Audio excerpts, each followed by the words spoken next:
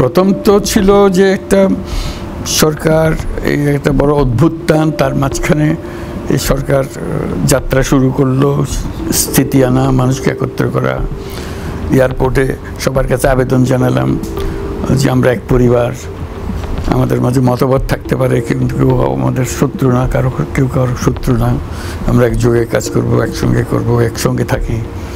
এই অভ্যুত্থান আমাদের একটা সুযোগ দিয়েছে নতুন যাত্রা শুরু করার জন্য। তো সেটা নিয়েই শুরু। তারপর আস্তে আস্তে কাজের নামা, তার মধ্যে বড় সমস্যা হয়ে গেল আমাদের ল অ্যান্ড অর্ডার।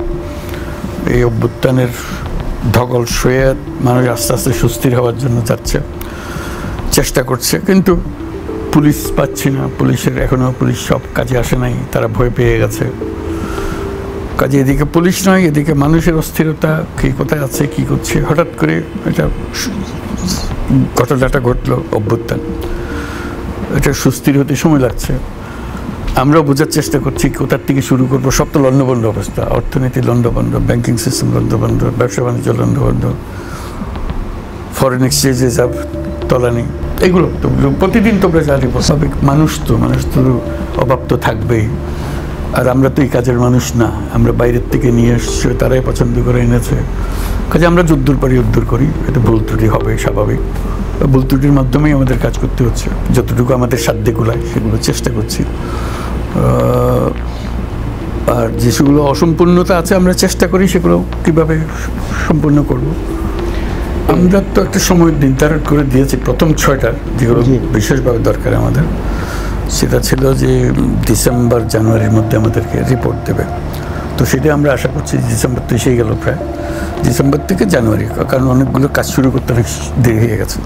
আমরা প্রথমে বলেছিলাম 31 জানুয়ারির মধ্যে দেন, দেখলাম যে এটা আর বলা যাচ্ছে না, যেহেতু শুরুতেই তারা তাদেরকে বসার জায়গা দিতে পারতেছে না, তারা পরস্পরের সঙ্গে যোগাযোগ করতে পারছে না, কাজে সময় চলে গেছে ওইদিকে। তো ধরে নিচ্ছি যে জানুয়ারি মাসের মধ্যে এটা রিপোর্টটা এসে যাবে। এসে গেলে তখন আমরা একটা দলিল পেলাম, যেটা রাজনৈতিক দলগুলোর সামনে দেব, যে এটা বলেন কোনটা আপনাদের পছন্দ, যেটা আপনাদের পছন্দ, যেটা করতে চান, করে যেতে চান সেটা করব, আর যেটা অপছন্দ বা কেউ একমত হতে পারছে না সেগুলো বাদ রাখবো। কাজে এটা তাদের নেগোসিয়েশন, তাদের নিজেদের মধ্যে আলাপ আলোচনা, আমরা সাহায্য করব তাদের আলাপ আলোচনায়।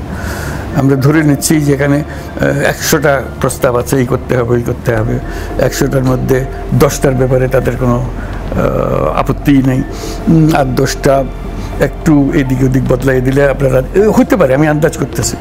অথবা বলো যে এগুলো কোনোটাই দরকার নেই, তাড়াতাড়ি নির্বাচন দেন। এগুলো আমরা করবো, আপনাদের এইসবের মধ্যে মাথা কামানোর দল রিপোর্ট লিখছেন, এটা আমাদের কাছে আসবে, হতে পারে। তা আমরা সেটার জন্য অপেক্ষা করবো। যদি বলে যে নির্বাচন দিয়ে দেন, আমরা নির্বাচনের জন্য প্রস্তুত।